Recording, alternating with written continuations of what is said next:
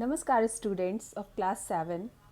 Civics के lesson 3 को आज हम लोग यहाँ पे डिस्कस करेंगे, जिसमें कि जो चैप्टर है उसका टाइटल है हाउ स्टेट गवर्नमेंट्स वर्क्स।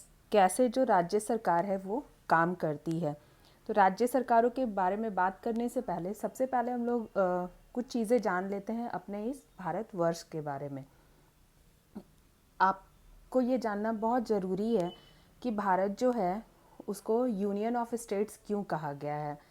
तो आप अगर देखोगे तो आर्टिकल 1 में भारत के बारे में बताया गया है कि India is a union of states. Bharat जो है वो राज्यों का संघ है और इसमें लगभग 29 राज्य और 7 केंद्र शासित प्रदेश हैं, यानी 29 स्टेट्स हैं और 7 टेरिटरीज़ हैं। ठीक है, तो ये तो बेसिक बात हो गई कि भारत जो है वो राज्यों से मिल करके और बना हुआ है। राज्य यहाँ पे किस तरह से बटे हुए हैं, तो हम लोगों के लिए ये जानना बहुत ज़रूरी है कि आखिर ये जो स्टेट हैं वो 29 ही क्यों है, या टेरिटरीज़ जो है वो 7 ही क्यों है। तो सबसे पहले इस चीज़ पे हमें फोकस करना होगा कि जो स्टेट हैं वो किस तरह से बांटे गए। स्टेट 4 भी हो सकते थे, 10 भी हो सकता था, 200 500 भी हो सकते थे।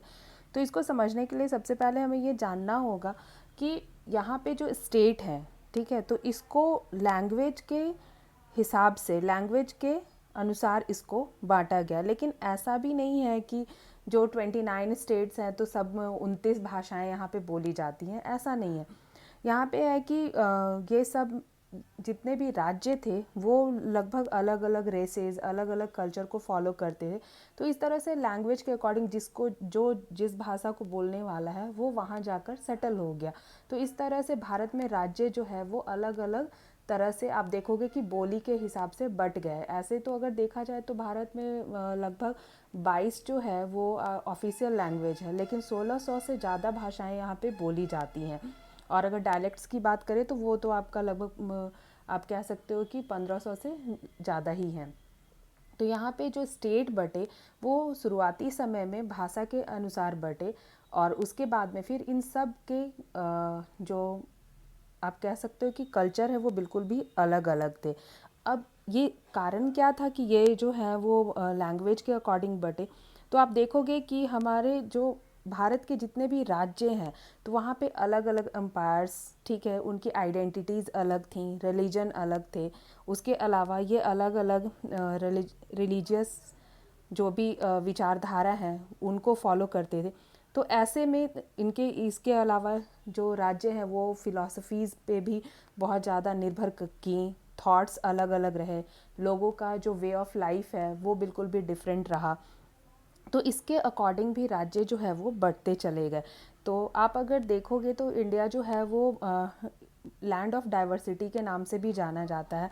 तो यहाँ पे हर एक एक 2-2 किलोमीटर पे आप देखोगे कि भारत में चीज़ें जो है वो बिल्कुल भी अलग अलग हो जाती है। भाषाओं में भी अलग अलग समावेश जो है वो देखने को मिलता है।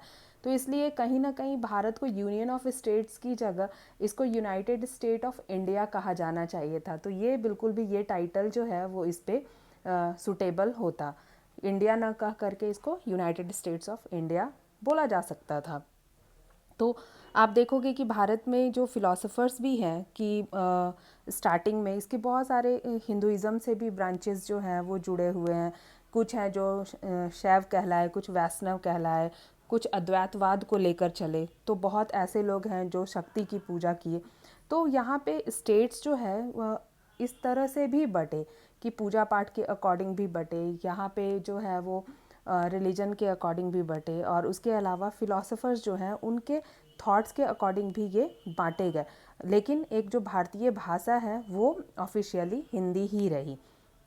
तो यहाँ पे ये जानना ज़रूरी है कि हमारे जो फ़िलासफ़र्स थे उन्होंने भी इसको एक नए भारत के रूप में देखा। जैसे विवेकानंद का नाम आपने सुना होगा, कुछ स्पिरिचुअल लीडर्स जो हैं उनको देखा होगा, ओशो हैं उनके बारे में सुना होगा। उसके अलावा आप बात कर सकते हो कि नीम करोली बाबा, इन सब का भी नाम शायद आपने सुना ही होगा। तो ये बहुत सारे स्टेट जो हैं वो उन उन लोगों को भी फॉलो किए।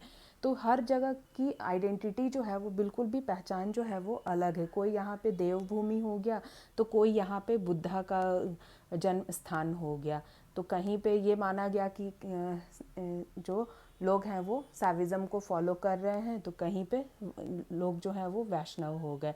तो इस तरह से भी भारत में राज्य जो है वो अपने अपने अनुसार जो है वो ढलते चले गए।